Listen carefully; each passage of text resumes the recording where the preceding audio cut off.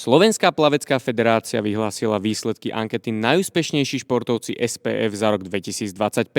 Ocenenia získali športovci v športoch združených pod federáciou: plávanie, diaľkové plávanie, vodné polo a synchronizované plávanie.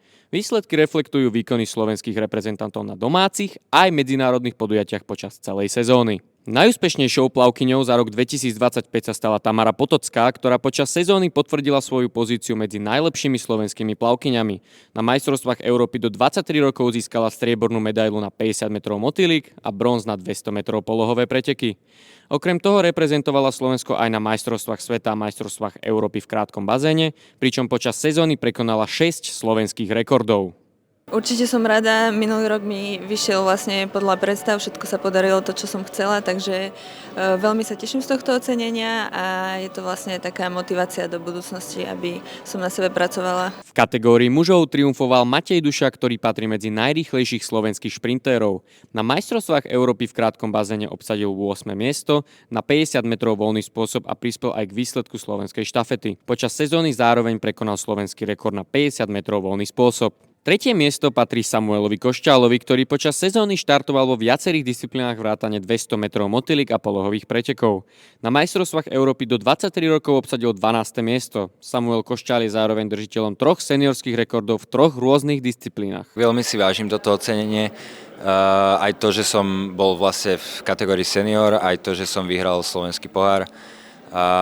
Je to teda pre mňa celkom veľká vec, ale chcel by som teda byť na tých vyšších priečkách na budúci rok, takže uvidíme. Slovenská plavecká federácia ocenila aj kategóriu slovenského pohára družstiev v plávaní 2025. Víťazom súťaže družstiev sa stal plavecký klub STU Trnava, ktorý počas 4 kôl nazbieral celkovo 59 810 bodov. Hlavným trénerom klubu je Rastislav Hlavatý, ktorý prišiel v mene klubu prevziať ocenenie za prvenstvo v rebríčku. Tešíme sa, že sme opäť vyhrali súťaž Slovenský pohár družstiev. Tešíme sa, že sme už vyhrali tretíkrát za sebou. Je to samozrejme vďaka výkonom našich plavcov, nášho klubu, našich trénerov, ktorí evidentne robia dobrú prácu a nepochybne aj vďaka vedeniu nášho klubu, ktoré nám vytvára podmienky. V rámci sekcie vodného pola sa najlepšou seniorkou stala Monika Sedláková, kapitánka slovenskej reprezentácie, ktorá v roku 2025 pomohla národnému tímu k úspechu v kvalifikácii na majstrovstvá Európy 2026. Zároveň dosiahla úspechy aj v maďarskej najvyššej súťaži.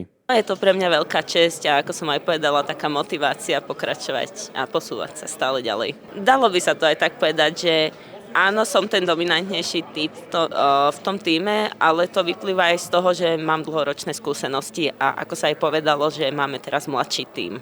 Ocenenie pre najlepšieho seniora získal Lukáš Ďurí, ktorý pôsobí v talianskom klube Pro Reko. So svojím tímom získal víťazstvo v Eurocupe, talianskom pohári aj v domácej lige. V synchronizovanom plávaní získali ocenenie pre najlepšie seniorky Lea Anna Krajčovičová a Žofia Strapeková, ktoré reprezentovali Slovensko na majstrovstvách Európy aj majstrovstvách sveta. Rovnaká dvojica získala ocenenie aj v juniorskej kategórii za úspechy na majstrovstvách Európy juniorov v Aténach. Tak som veľmi šťastná, môžem hovoriť aj za moju párovú duetku Žofiu Strapekovú a tak tešíme sa. Máme dosť nabitý polrok, čakajú nás svetové poháre, všetkých 5, majstrovstvá Európy juniorov a taktiež majstrovstvá sveta juniorov. Ocenenie pre najlepšieho seniora v diaľkovom plávaní získal Richard Urban, ktorý reprezentoval Slovensko na majstrovstvách sveta v Singapúre a na majstrovstvách Európy. Čakal som to, juniorské, ale nie seniorské, hej. Ale veľmi ma to teší a veľmi to motivuje do budúcna. Ani sa to nedá jednou alebo dvoma vetami, pretože ja si myslím, že toto oceňovanie bolo veľmi pekné vďaka našim úspešným športovcom a celému prostrediu a vďaka vám takisto firme Game Time pripravili sme veľmi pekné podujatie a ja sa teším a verím, že v budúcnosti budeme napredovať nie len v tom, ako to vyzeralo dnes, ale aj vo výsledkoch.